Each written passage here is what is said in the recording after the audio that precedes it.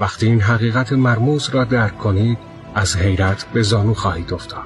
موقعیت زمین آنقدر بی‌نقص است که اگر فقط 10% به خورشید نزدیکتر بود، ما را کاملا در آتش برشته می‌کرد و اگر 10% دورتر بود، در سرمای شدید منقرض می‌شدیم. اگر چرخش زمین 10% سریعتر بود، بادهایی به سرعت 300 تا 400 کیلومتر در ساعت پوست را از گوشتتان جدا می‌کرد. و اما اگر چرخش 10% کندتر بود، در روز بیشتر در معرض نور خورشید قرار می‌گرفتیم و دما 60 تا 80 درجه سانتیگراد گرم می‌شد. و شب‌ها نیز دما -40 تا -50 درجه سانتیگراد یخبندان می‌شد. سیاره مشتری مانند یک برادر بزرگتر از سیاره زمین مقابل شهاب سنگ‌ها، دنباله‌دارها و سیارک‌ها دفاع می‌کند و مانع نابودی ما می‌شود.